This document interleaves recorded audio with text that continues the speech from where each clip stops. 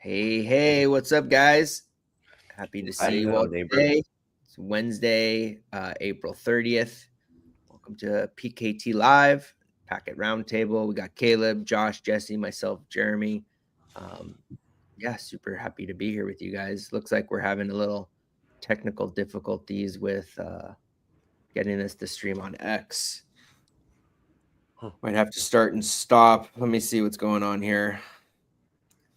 It looks like I got the notification that we went live on. Oh yeah, you're right. But it's here, baby. Oh yeah, it says where you want to be. Oh yeah, okay, we're good. We're live. We are live. We did it. Caleb, you got power. I guess France wasn't on the list of all the that went down with the cyber. The little teeny tiny part on the bottom of the France on the Spanish border where they actually use the Spanish grid was affected, but everywhere else in France, no, we had no problem. In France, we don't lose our power when the sun goes behind a cloud because we never have any power at all. We use nuclear energy. Oh, that's great. That's fun. That's really fun. Yeah. Well, what do you think? Have you put your tin hat on to find out what happened? No. I mean, more like sitting on my chair and speculating and going, gee, I wonder who Spain upset in the last 6 months. Spain and Portugal, right?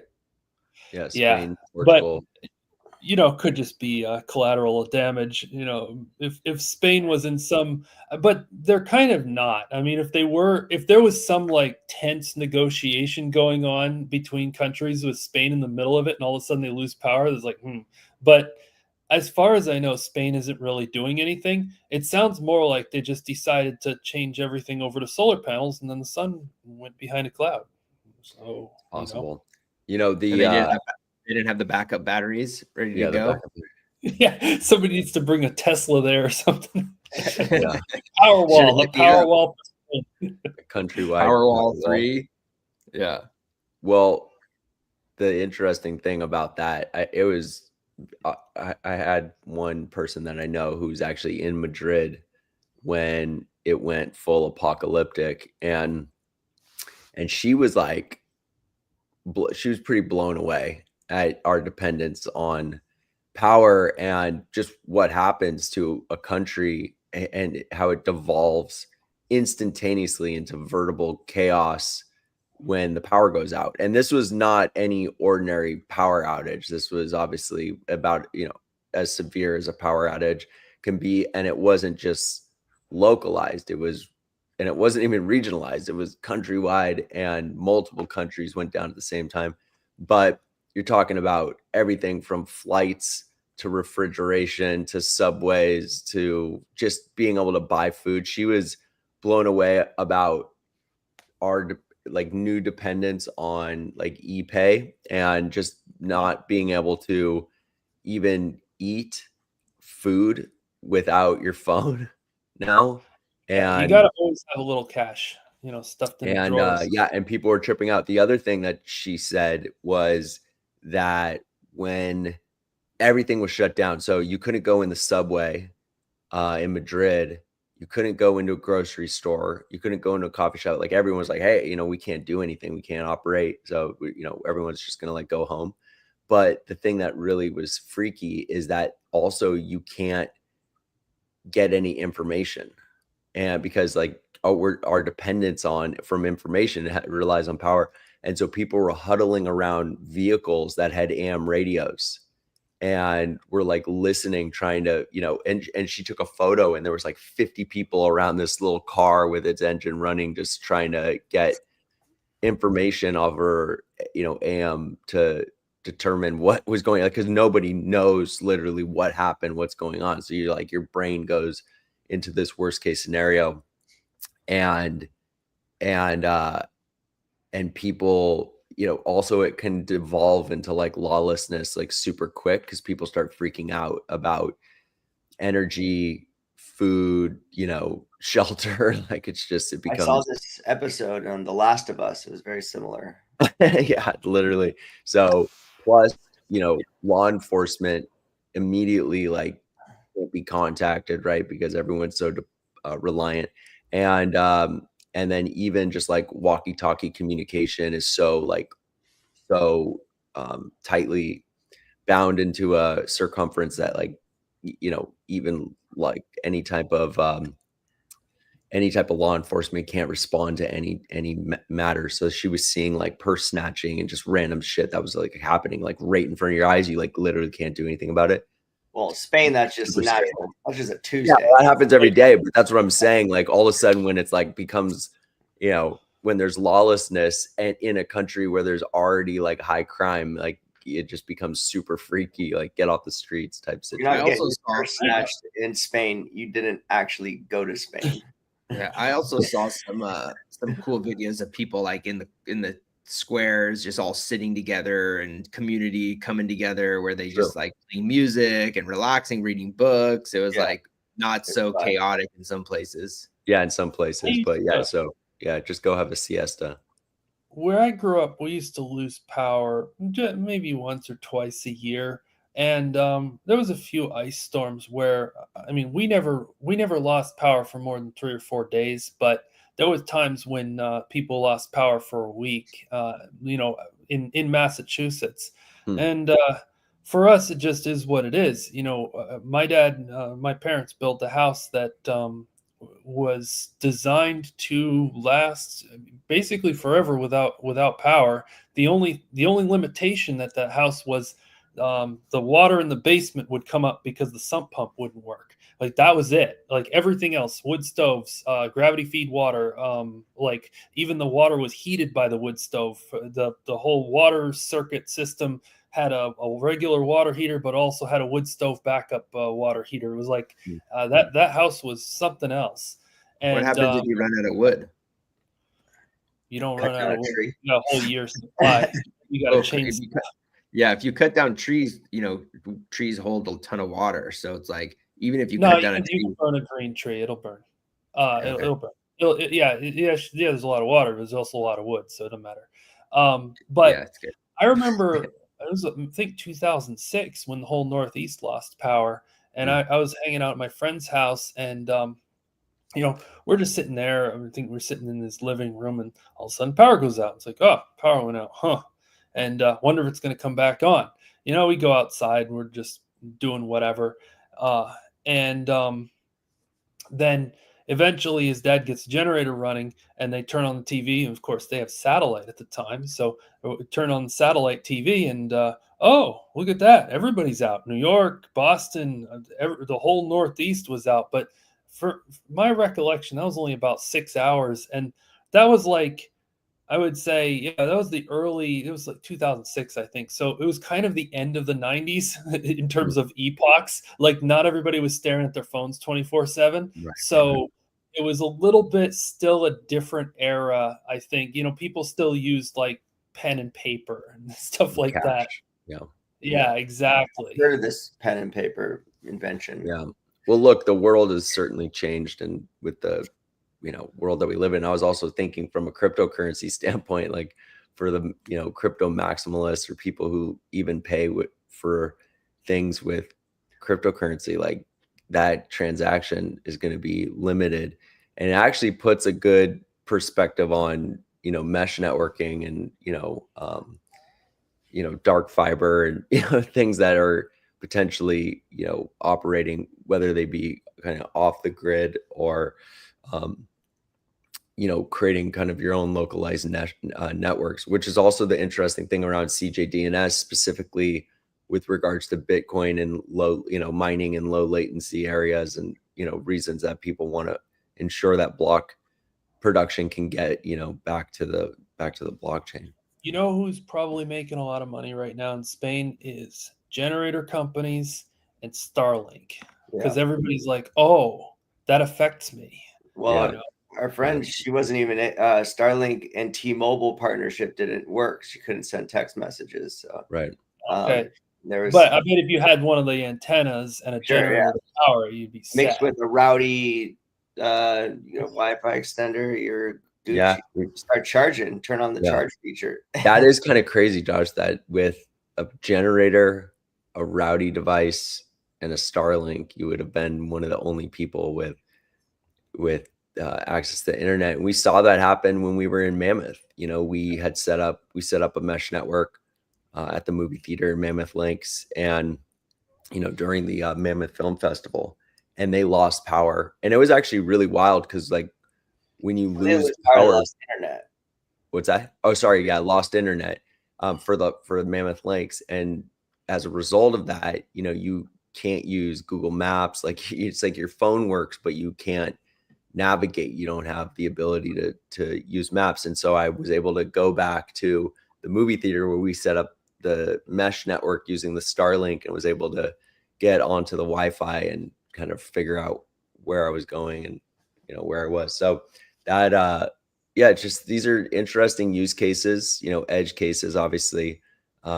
And it also just kind of puts in perspective the kind of how fragile some of this infrastructure really is, you know, even though we take it for granted every single day. So the banking system, you know, like the gold bugs love to attack crypto because they say, oh, but if the internet goes away, then what's your crypto going to do? The internet doesn't go away. What goes away is like a region. A region gets hit. The internet, like the entire world internet, no, that's like trying to kill off the cockroaches. That's not going to happen. But you lose power in a region. Yeah, okay, you can't access your crypto at that moment when you lost power. That's why I said have a little cash on the shelf, because if you don't have a little cash on the shelf, you can't just go buy something when the power's out. And again, like, yeah, you're not going to be going to Starbucks when the power is out, but that's why you want to have a relationship with your local butcher, you know, the guys who will be able to kind of run things with the lights off. Yeah. And they can make change with their head, you know, the old style. Do math. Or if the power's out and the local butcher doesn't have a freezer, all the meat's going to go bad. Yeah, I mean, well, my butcher, the farmer comes down like once a week with the side of beef, and they cut it up. But yeah, you're right. I mean, they would need a generator on site. But I mean, I'm up a place like that would come up with one. Yeah, I'm up in the mountains here, and we lose power pretty frequently in the wintertime because there's like one power line that comes up this mountain, and we had the power out for 24 hours, and it's eerie and especially because we rely on the internet for power here. But the funny thing is we have solar, but in America, I don't know if it's like this in other countries, but solar has to go through the electric company in order to get to use their meters. And so when the power goes out, even though we have solar, we still have no power. So you have to have a backup battery. You can set up a solar system to work off grid. You just need a ton of batteries because right. You got to have the batteries. Generated at this moment is not exactly the same as the amount that's being used at this moment, and so you need batteries to buffer it off. And if you want to spend the money on batteries, you can do a system that'll do both. It'll do off grid or on grid backup and so on. It's just that it's costly. For sure. You might as well just get a little gasoline generator and fucking listen to the shit. Yeah. I mean, look, you also, you know, but even just 24 hours of no power, like all of our food went bad. You know, no communication unless we left. So if like the power went out and then there was a mudslide and the road was blocked, we'd be stuck up here and it would be freaky. To not be able to navigate.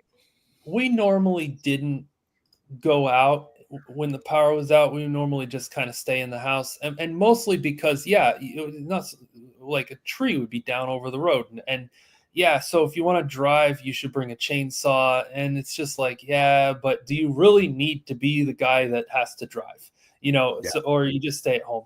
But another thing, just have to make sure you have clean food. Another thing that we would do is, we had a garden, so we would have a stocked pantry through the winter.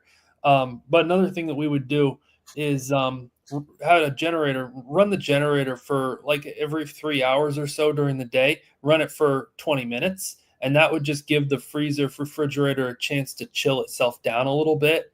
and it would also give the sump pump to pump out the water or whatever collected in the basement, but without using like all the gas in the world. Yeah.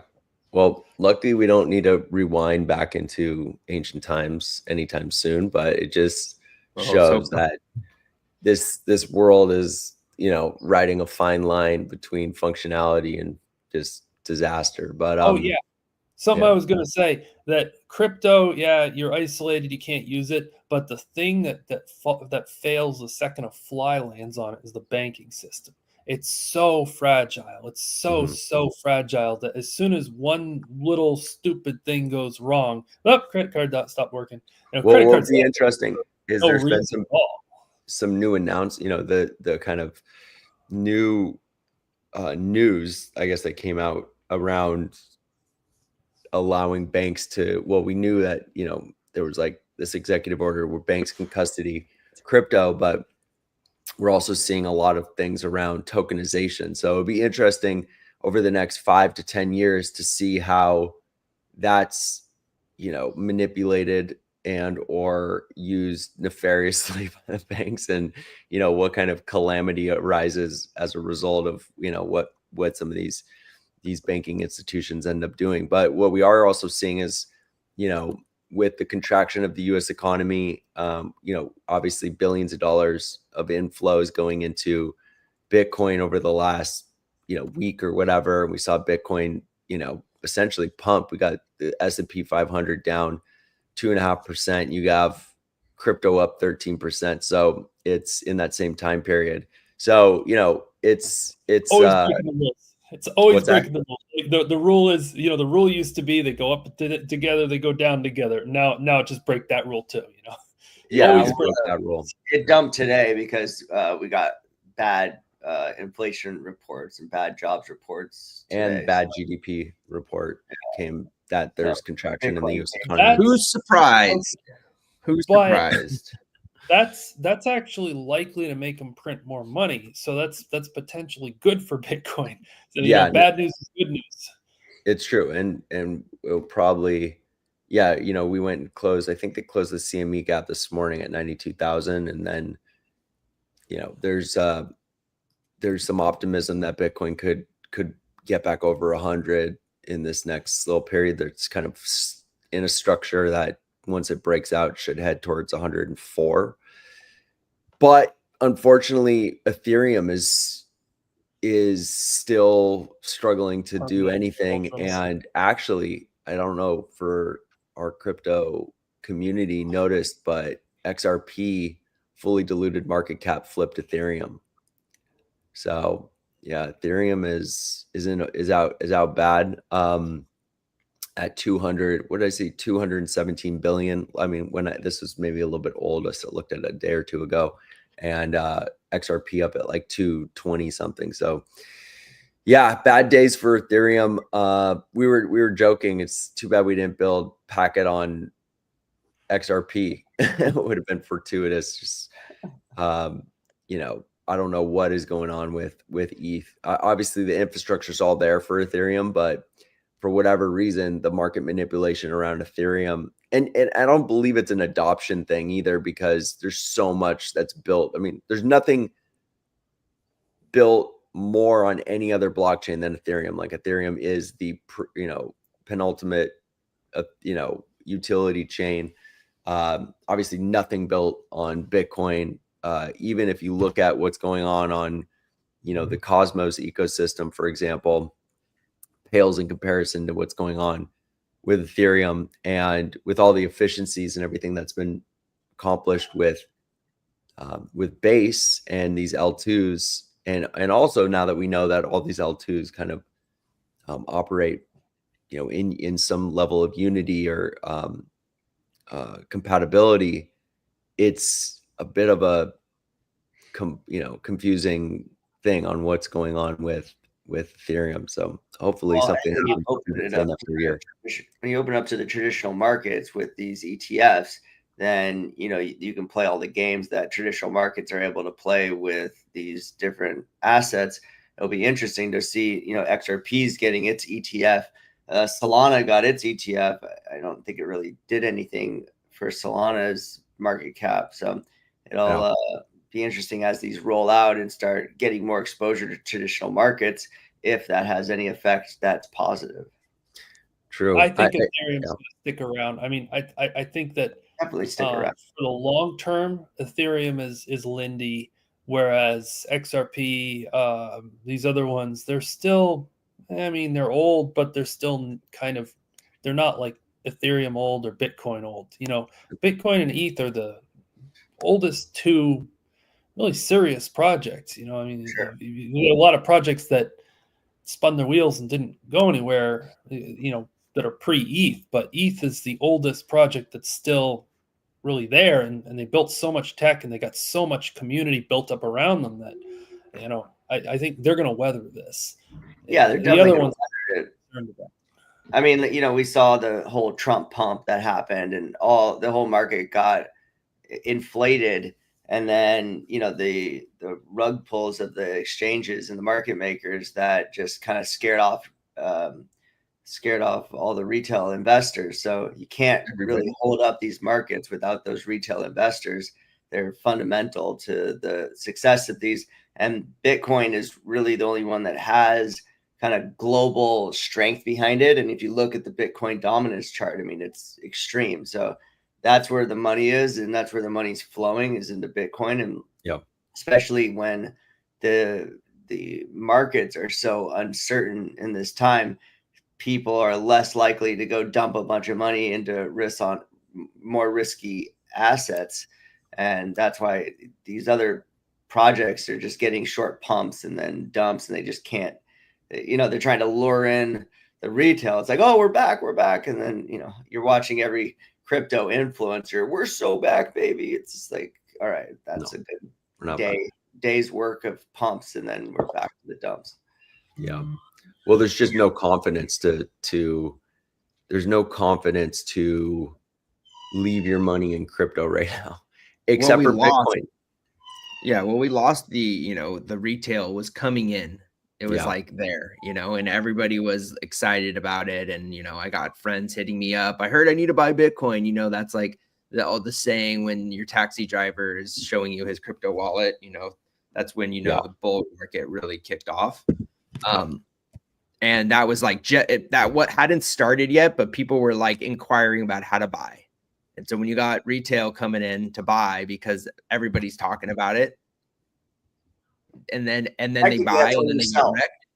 Technically, that's when you're supposed to sell. You sell when the cab driver is telling you to look at his wallet. The cab driver was telling you. People were reaching out to buy. It wasn't. They hadn't shown you their wallet yet. They had just been inquiring about how to get a wallet. Yeah. No, this was definitely the shortest bull market of my crypto. Yeah, they just cut it off. No, they front ran it, and it's unfortunate, but it was the right thing to do for the people who wanted to make a lot of money. The right thing to do was just to sell early, because if they didn't do it, Trump was going to do it, and Trump did do it. And yeah, he definitely rug pulled the entire crypto community, you know, every American voter for sure. But globally, there was a lot of optimism. And yeah, I think what sucked is if we just had, I think everyone kind of had this feeling that around mid-April, I remember we had these conversations. Everyone was like, everyone's going to cash out right before tax day. Everyone's going to pay their taxes with their crypto gains. I just think people didn't expect for it to happen in January, February, and thought you were going to get at least another month. And if we had just waited, if these exchanges had just waited, but you would have gotten that second wave of retail, which would have easily put Bitcoin up at 130, you know, mid 120s, 130. And instead, you know, Bitcoin topped out at 109, 110, whatever it ended up hitting. And yeah, now we got, you know, essentially a violent, you know, 30+% drop. So, but it was also triggered by what happened in the US because we dealt with extreme volatility. So, you know, kind of zooming out like we've been doing, you know, Bitcoin is is got strength right now. I don't think we're going to see it, unless, well, this is the one variable is on the 90-day mark of the tariffs in the US, whatever that is. So we are on this 90-day pause. So this is definitely like still a level of uncertainty and almost like a false sense of security that there's some stability here. So over the next 2 months, like, sure, could Bitcoin go back up to 110? Yeah, absolutely, it's possible. But it just takes one tweet from the US president to crumble all that optimism and to get people to start selling off again. And I would not be surprised to see extreme volatility in the next 2 months. Some point, right when you think everything's all good is right about when, you're probably going to run into some problems in terms of, bringing that kind of around onto the, packet side of things. Packet has a high level of dependence on the strength of Ethereum. Just our liquidity pool is built on Ethereum. Its trading pair is Ethereum. And so the, strength of the project is obviously dependent on the strength of Ethereum. So when Ethereum's down, Packet's down. In addition, Packet experienced not only like extreme sell-off, but, it's struggled to, retain obviously on the community side. It's that initial growth that was happening upon launch. And it's mostly around just the market sentiment is just so tough for, altcoins. And I say altcoins because you have like that mid to, that mid tier, you have your majors, then you have your mid tier, and then you have like everything that's like, let's say a sub $10 million market cap. And that sub $10 million market cap, definitely encountered the deepest cuts and the most volatility. And there were just incredible sell-offs and just unbelievable volatility around everything with regards to tariffs and all this economic data. So, it hasn't made sense with the kind of limited resources that our communities had to kind of try and make waves in from a marketing standpoint to nurture the coin price. And so it's just been kind of like a hold period and accumulation period. And I think a long accumulation period would be good for the project and, rebuilding some community sentiment. And then, we can talk a little bit about what's happening with Packet TV, because Packet TV is one of the most real things that's happening in, and it's adjacent to crypto, obviously, but it's huge movements that are happening in, the core entertainment space. And I think that matching the story of what this network's built on with where we're going with content and celebrity channels and celebrity investors and, some of the kind of industry folks that are getting involved with the project right now, as all that stuff starts to get announced, I do, and hopefully some improved sentiment and market conditions in crypto, I do think that we're going to see, a nice run, easily back into the millions, and obviously we want to see it well beyond that. So, we have a same level of optimism, but it's also been cool to start having these conversations around Packet TV because it's a desperately needed solution for the entertainment space, and it's the foundation of which Packet was built on, by linking into CJDNS and now this community operated network. Even though we've seen node count come down, I think there's over 25 node drop over the last 2 months, but still holding strong right around that 150 mark. Have we checked the node count recently, Jared? No, but I can pull it up. It's probably because people are reallocating their packet to one node. And yeah, for sure. But everybody, if you're watching right now, make sure you share this, retweet, give us a thumbs up, comments, all that stuff helps get the word out. But yeah, let's see how many. Josh, you want to bring it up and share your screen? Yeah, we're at 139. Wow. So it dropped even another 10 nodes. Because I saw it at 150, and so now you're at 139. But yeah, just people are consolidating nodes for sure. I mean, it makes sense. You could put 3 nodes on 4 nodes now on one. It used to be, in terms of what represents $5,000 worth of packet. You could put almost 20 million packet on a node now. So yeah, it's crazy. Unbelievable time to pick up packet. I mean, you got to be kidding me. It's just insane. So that's for any of the accumulators out there, this is definitely when you just build a massive bag. Load up. Unbelievable. Yeah, well, what's cool is the conversations we're having and the site we're building for Packet TV, which we're about to finish the design of it.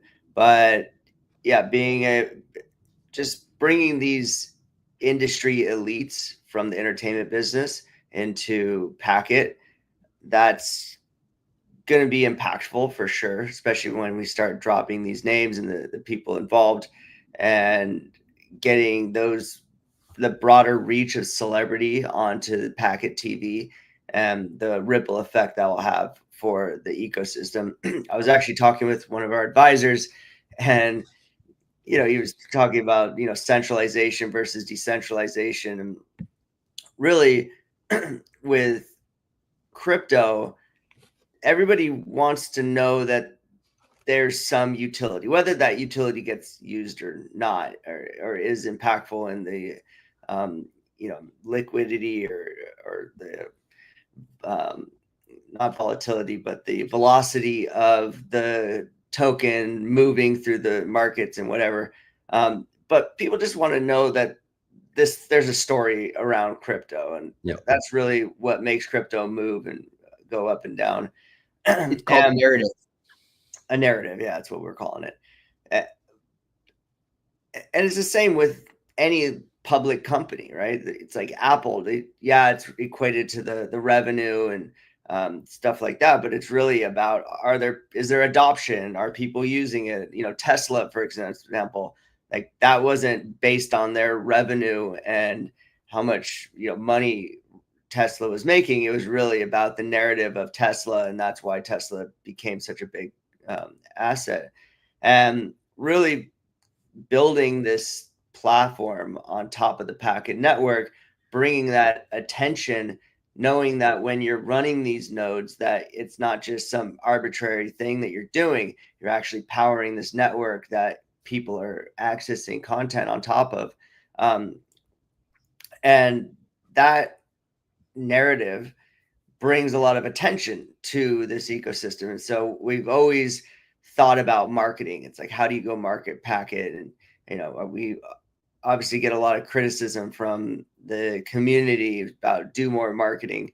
And what gets me excited about Packet TV is the ability to bring people together with a unified value proposition and really build community around that on top of the Packet network, and where people who are more technologically sound can run the infrastructure that powers this network. And there's this two-way street of people that are providing value and people that are receiving value through the Packet network and the Packet ecosystem.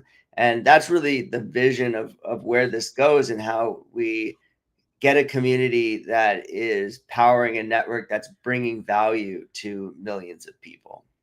Yeah.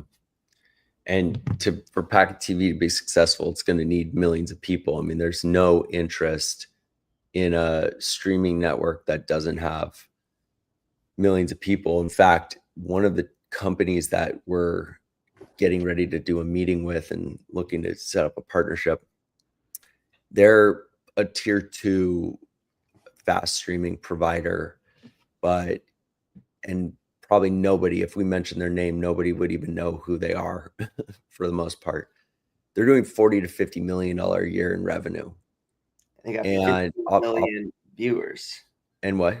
They have 15 million users. 15 million viewers and users across that network. It's, it's free to use. You're just watching content, has hundreds of channels. And if anything in the crypto space had 15 million users, be the biggest thing in crypto, straight up. I mean, there's absolutely nothing in crypto that has that many like daily average users. So the prospect of what Packet TV can become, and also as a kind of beacon for utility is incredibly exciting. And yeah, it just feels very small right now because it's not, we're being a bit cagey with the specifics, and it's going to take time for something of this size to be built, but it is directly related to the infrastructure on the packet side. And I actually believe that when some of these announcements start to roll out in the crypto community, and we can actually do, concerted marketing, I believe we'll see a lot of people coming in to be a part of it just because of the celebrity angle, because of the validity of the project, as it relates to how we're marketing it, and then also how you can use it. And there's this basic value of watching free TV on a global basis. Like it's so simple and so purposeful in the world that we live in today. And as we've been saying to a lot of people when we talk about Packet TV, is that the world cut the cord for the most part. You had a lot of people moving away, and I don't know how this relates to every single country around the world, but I could say very, very strongly in the United States, about over the last 10 years in particular, a lot of people started cutting the cord from their cable provider, which got really expensive. We were seeing bills in the 200 plus for even 400 plus for cable.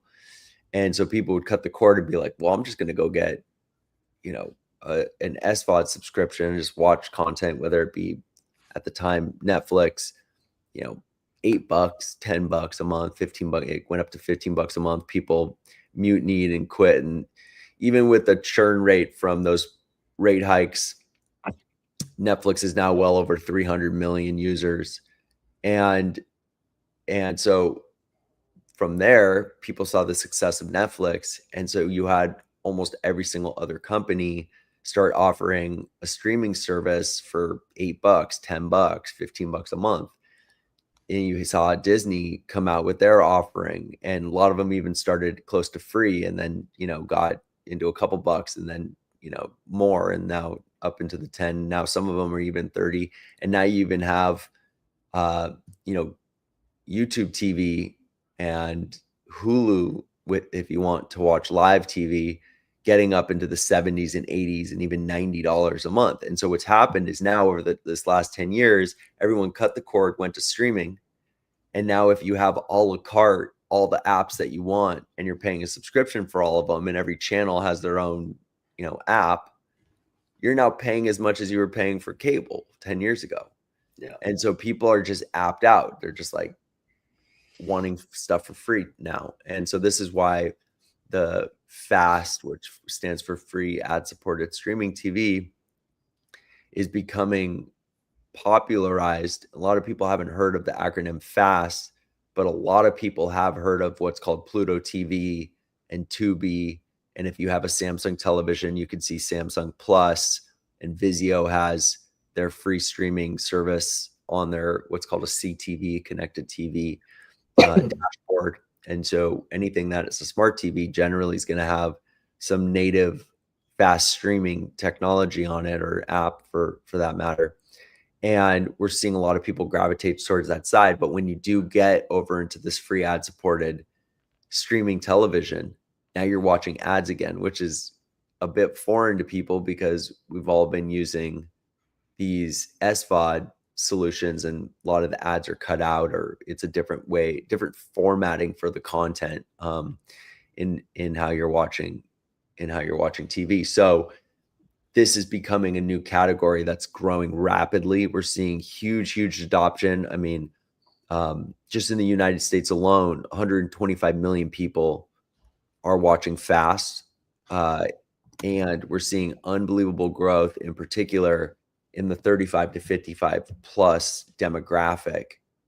And that's because as the population gets older, the young people are becoming middle-aged adults, and they're more technologically, capable, and are getting their content on YouTube and on apps and want to get free content from streaming these fast channels. And we're just seeing a huge kind of turn in this direction of ad supported.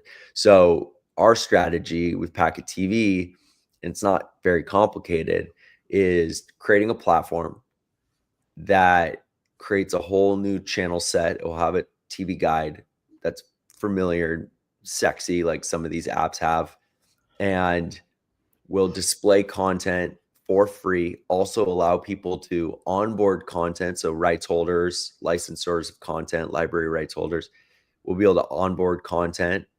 And one of the exciting parts of the story is enabling those rights holders to have data transparency around the performance of their content on the platform, and also have revenue transparency in how their content is performing, and being able to use crypto to generate real-time, or very close to real-time payments for rights holders. So they're actually, instead of waiting for a royalty statement to come every 3, 6, 12 months, they can actually be getting paid in real time on the revenue that they're generating off of the ads that are being presented on their content.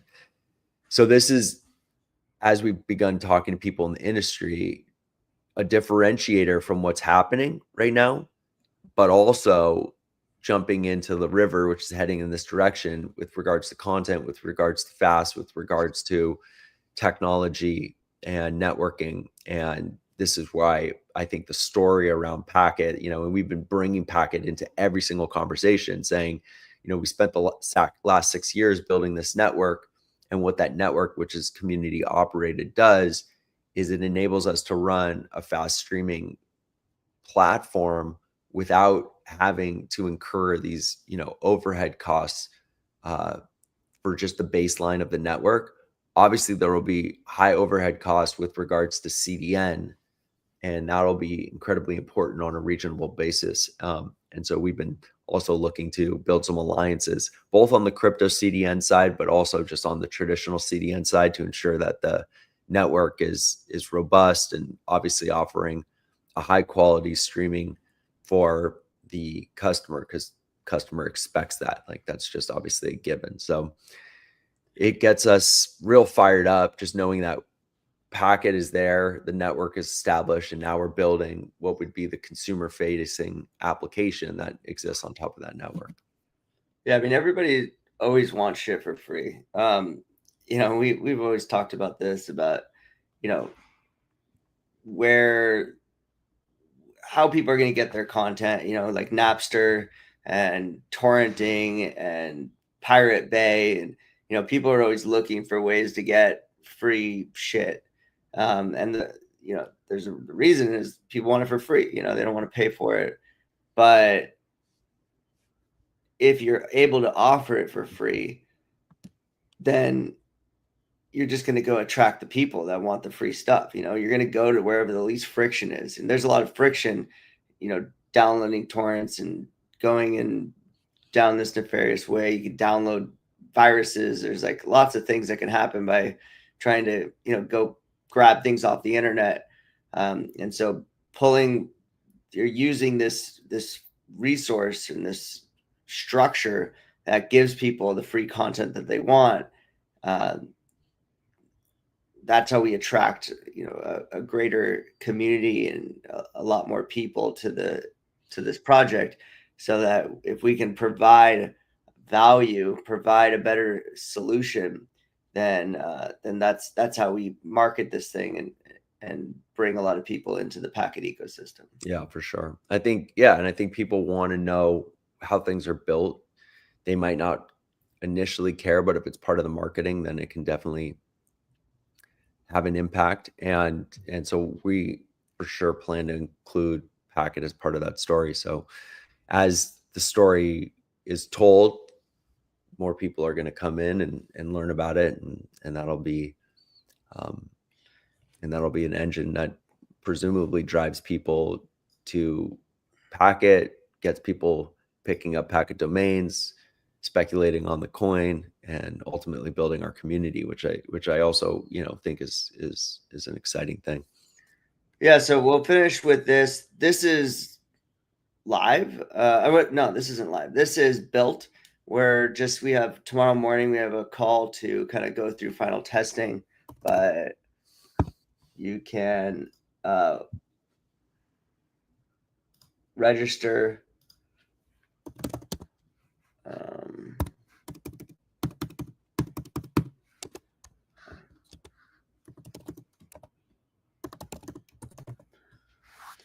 And we'll just do hosted custody. And so you can just go in here and you can just buy it through Shopify and pay. And once you pay, this will run the Web3 version of this and claim your domain. So I'm making it so that regular people who aren't technologically sound can just, you know, buy a domain, and then once they purchase it, then our team will transfer that domain to your Web3 wallet. And if you don't have a Web3 wallet or don't know how to custody stuff, we will custody it for you for a year, an annual fee. So that's the Packet domain system, and making it just really simple for people to claim domains. And this is all using the Packet network and using the Packet token and NFT that sits in your wallet, and all the domains that people are staking, and creates that bridge between what we're doing on the Packet TV ecosystem and the Packet network and Packet crypto project. That's dope. Yeah, good job on that. Yeah, so if you haven't futzed around, go to app.pkt.cash and you guys can check out dashboard, and obviously what Josh just showed is for packetpal.com. But if you haven't gone and looked at the website, and you haven't, you know, claimed your domain or staked any packet, you should definitely head over, check it out. It's a really, really cool website. Also, you know, allows you to start staking. You do have to pair with infrastructure in order to get your yields, which is a CJDNS node. There's a lot of, you know, material on YouTube and stuff to be able to figure out how to do it. Or you just hop into the community. People are always helping each other get, you know, acclimated and, you know, activated with the project. But yeah, for everybody that's on right now, 81 people, appreciate you all. You like and retweet this post on X, share it with your communities. Packet TV, you know, is going to be coming live to you guys here real soon. We're all grinding to get this up and going. We know that, you know, everyone who's stuck with us over the years, we're still working away here. And this is the new frontier of what this project is really going to be used for. And if you haven't grabbed your packet, go get it off Uniswap. And yeah, let's go. Let's go. All right, cool. Final words, boys. Joining. Yeah. Have a good week. All right, guys. All right. Thanks so much. We'll catch you guys on the next one. We're here every Wednesday. So if you guys, you know, make a reminder, we'll be back Wednesday, 9 a.m. Pacific Standard Time. And yeah, catch you guys on the next stream. All right. Cheers.